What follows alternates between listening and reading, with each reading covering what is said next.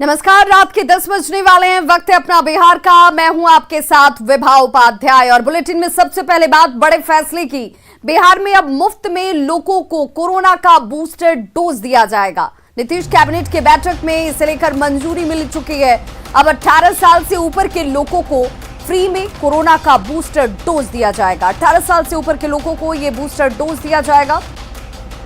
Cabinet की बैठक में यह बड़ा फैसला, बिहार में मुफ्त में लगेगा कोरोना का बूस्टर डोज।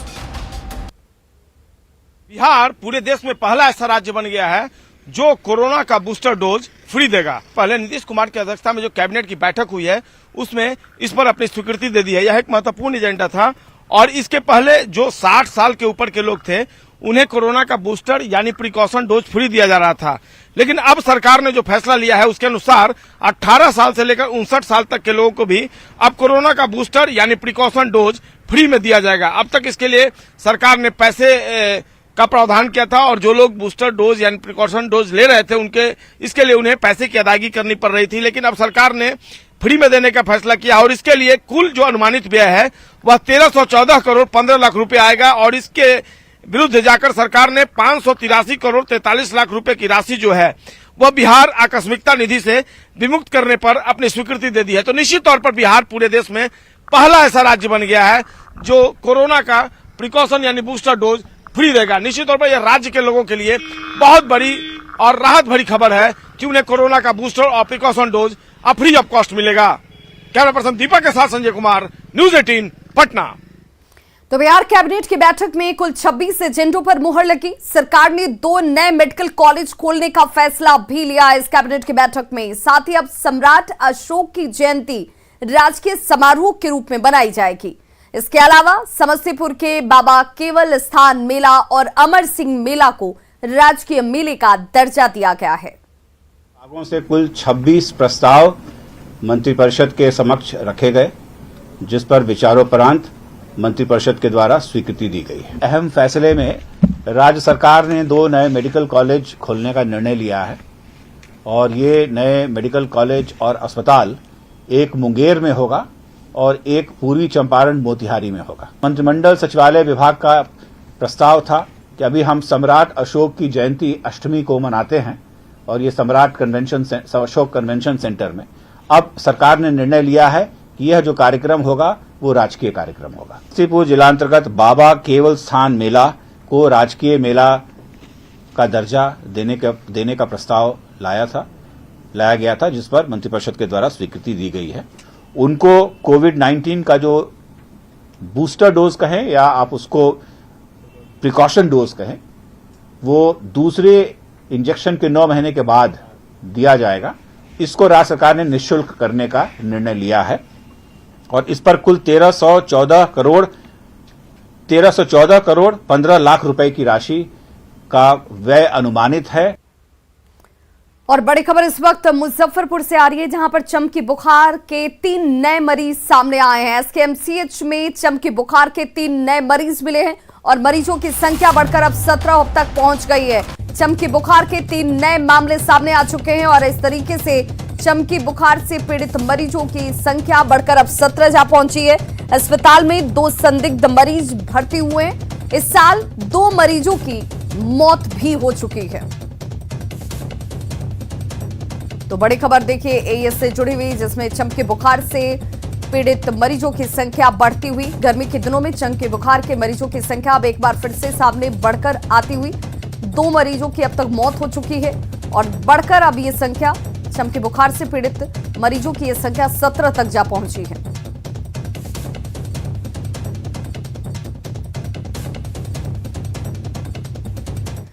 और बड़ी खबर इस वक्त पटना से आ रही है, जहां पर बिहार में बस और ऑटो का भाड़ा बढ़ सकता है। जी हां, यह किराया बढ़ सकता है बस और ऑटो का। All India road transport workers federation ने यह प्रस्ताव सामने रखा है, जिसमें रोड ट्रांसपोर्ट वर्कर्स फेडरेशन की तरफ से प्रस्ताव भाड़े को 30% बढ़ाने का प्रस्ताव सामने है। पेट्रोल और डीजल की बढ़ती कीमतों का हवाला दिया गया है और इसी हवाले के मद्देनजर अब बस और ऑटो का किराया जो है, भाड़ा जो है वो बढ़ सकता है बिहार में।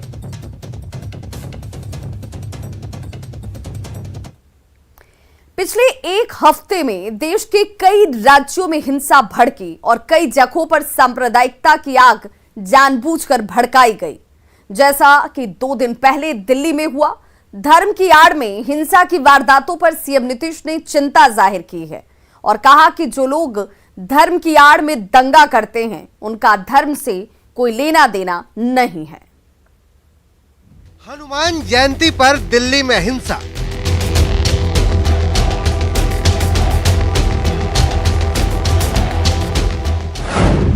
रामनवमी पर देश के 10 राज्यों में हिंसा।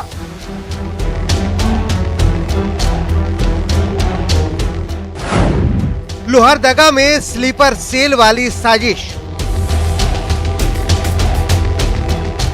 रामनवमी पर देश के कई राज्यों में हिंसा, पथराव और आगजनी की घटना हुई। तकरीबन 10 राज्यों में सांप्रदायिकता की आग भड़काई गई। हनुमान जयंती पर राजधानी दिल्ली के जहांगीरपुरी में भी हिंसा भड़की। हनुमान जन्मोत्सव के दौरान निकली शोभा यात्रा के दौरान पथराव किया गया। देश के अलग अलग हिस्सों में रामनवमी और हनुमान जयंती के मौके पर हुई हिंसा की घटनाओं को लेकर मुख्यमंत्री नीतीश कुमार ने चिंता जताई है। नीतीश कुमार ने साफ तौर पर कहा है कि दंगा, फसाद और गड़बड़ी करने वालों का धर्म से कोई लेना देना नहीं है। सब अपने अपने धर्म का, मजहब का पालन कीजिए, कोई रोके हुए थोड़ी है, सब तरह से कीजिए अपना जो भी करते हैं। लेकिन अगर आप सचमुच पूजा में विश्वास करते हैं तो ठीक से पूजा करिएगा तब ना। एक दूसरे से झगड़ा करना से पूजा का कोई संबंध है?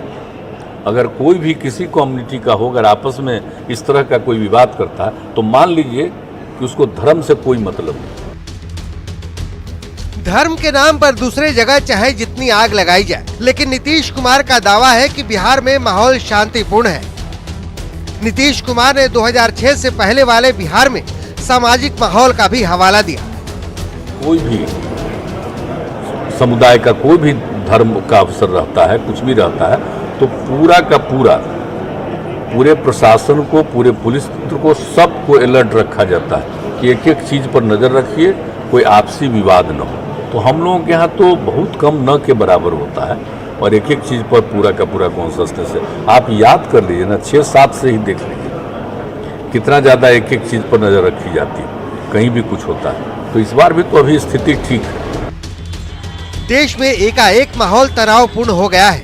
अमन की फिजाओं में नफरत घोलने की कोशिश हो रही है। सवाल ये है कि आखिर देश का माहौल कौन बिगाड़ रहा है? कौन है जो अमन का दुश्मन है?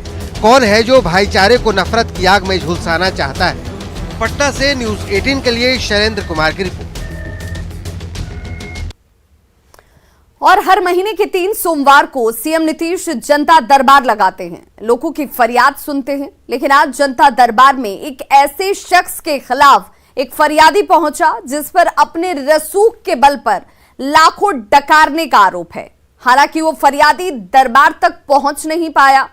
कौन है वो शख्स, जानने के लिए देखिए हमारी ये खास रिपोर्ट।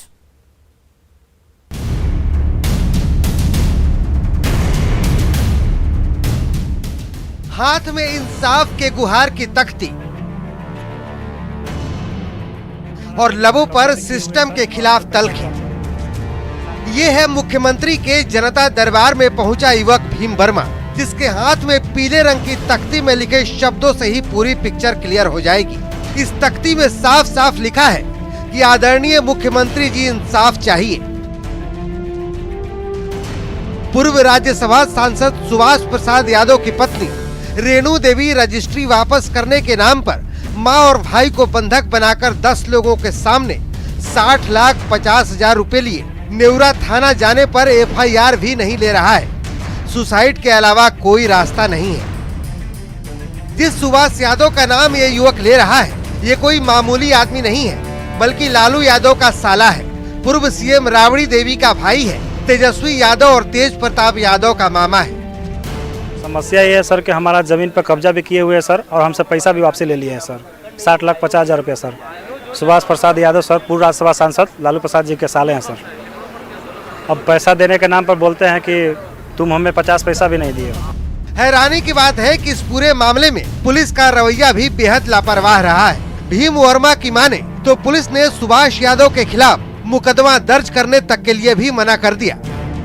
गए थे तेजस्वी यादव के पास सर, तो बोले कि हमसे बातचीत नहीं रहता है, तुम जाओ एफआईआर करो। एफआईआर करने के लिए गए हैं सर, तो भी हमारा एफआईआर नहीं लिया जा रहा है सर। बोले कि मैं एफआईआर नहीं लूंगा, जो करना है कोर्ट से करो, जाओ। उम्मीद के साथ युवक जनता दरबार में पहुंचा तो था जरूर, लेकिन रजिस्ट्रेशन नहीं होने की वजह से वो जनता दरबार में गुहार नहीं लगा सका। पटना से न्यूज 18 के लिए शैलेंद्र कुमार की रिपोर्ट। जिला उत्पाद अधीक्षक अविनाश प्रकाश के ठिकानों पर दिसंबर में रेड पड़ी थी। छापेमारी में आए 151% अधिक संपत्ति का पता चला था। अविनाश प्रकाश पर निलंबन की तलवार भी लटक रही थी, लेकिन उनकी पोस्टिंग बेगूसराय के जिला उत्पाद अधीक्षक के पद पर कर दी गई।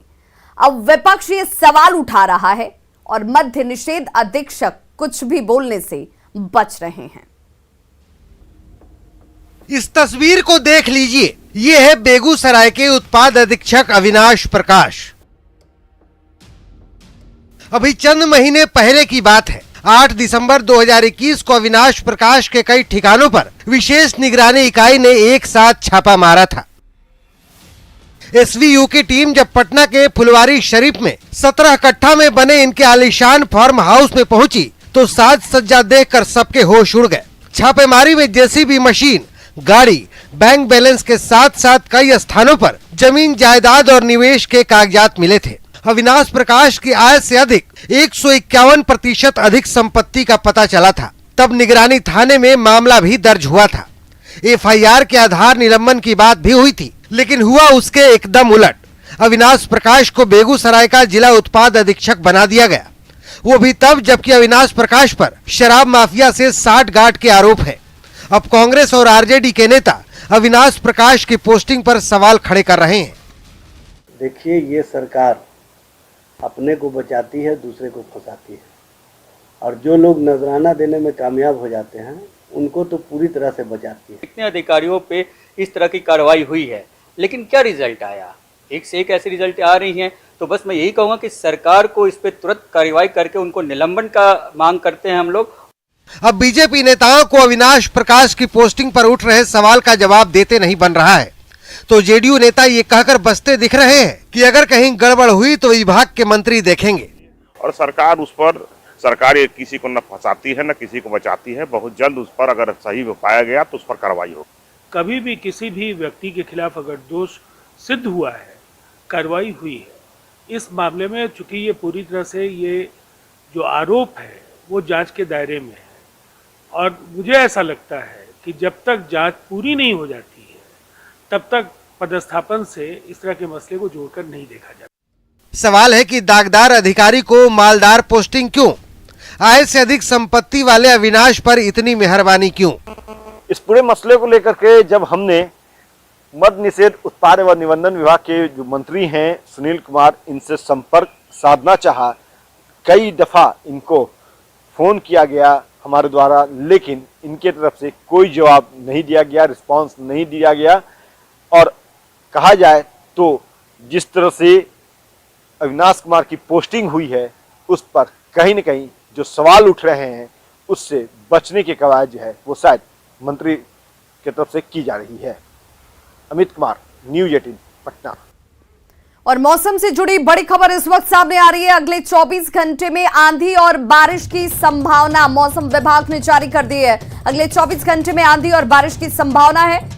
बिहार के उत्तर पूर्वी इलाके में बारिश हो सकती है। दक्षिण और पश्चिम बिहार में लू का कहर जो है वो जारी रहेगा। दक्षिण और पश्चिम के इलाकों में लू का ही कहर रहेगा। वहीं 42 डिग्री सेल्सियस तक पारा और तापमान जो है वो बढ़कर पहुंच सकता है। तो 24 घंटे में आंधी और बारिश को लेकर संभावना जाहिर की गई है, लेकिन यह संभावना बिहार के उत्तर पूर्वी इलाकों के लिए। पटना में मुख्यमंत्री नीतीश कुमार की अध्यक्षता में राज्य वन्य प्राणी परिषद की बैठक हुई, जिसमें जंगली जीवों के संरक्षण पर प्रेजेंटेशंस दिए गए। साथ ही जीवों के संरक्षण और उनकी संख्या बढ़ाने को लेकर कई प्रस्ताव दिए गए और इस बारे में पहल पर भी चर्चा की गई। मीटिंग में Kaimur, Rajauli, Rajgir wild life shelter को लेकर क्लियरेंस प्रस्ताव पेश किया गया।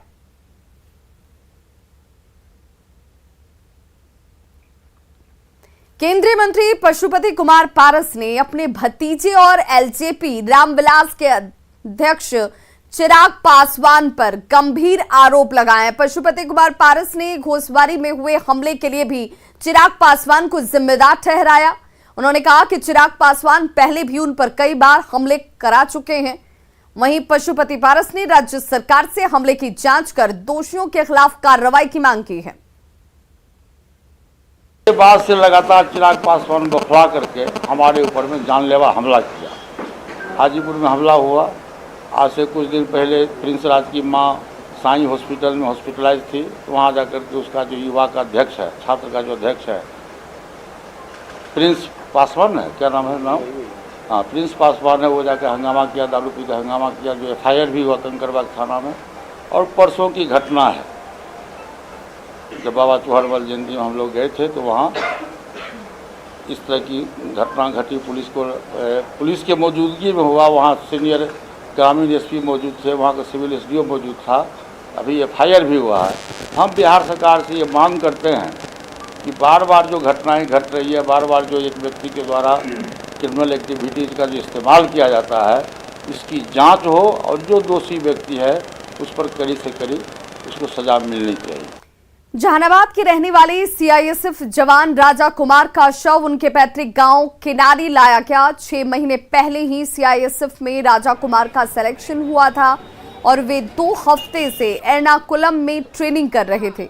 कल घर वालों को अचानक उनकी मौत की खबर दी गई।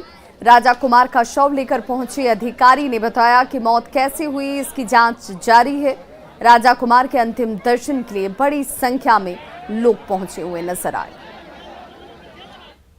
जहानाबाद में आए हैं। ये बच्चा है, 23 साल का है। RTC एर्नाकुलम में ट्रेनिंग कर रहा था और संडे का दिन था। कुछ सैटरडे को कुछ ऐसा हुआ भी नहीं है सैटरडे को, और सब कुछ ठीक ठाक ही था। बट सडनली मॉर्निंग में देखा, फिर जांच करी तो भेजा है। अभी जांच प्रक्रिया चालू है। समस्तीपुर में अपने पालतू कुत्ते को लेकर उसके मालिक का अनोखा प्रेम दिखा। कुत्ते की मौत के बाद उसके मालिक ने हिंदू रीति रिवाज से अंतिम संस्कार किया। दलसिंह सराय प्रखंड के गौसपुर गांव के दवा कारोबारी राम विनोद सिंह के घर पर 11 साल से एमी नाम का कुत्ता परिवार के सदस्य की तरह रह रहा था। उसकी मौत पर परिवार न सिर्फ यहां पर श्रद्धांजलि अर्पित करते नजर आए, बल्कि शव यात्रा निकालकर रीति रिवाज से अंतिम संस्कार भी किया गया। तो खबरों का सिलसिला लगातार जारी है। आप देखते रहिए News 18 बिहार झारखंड।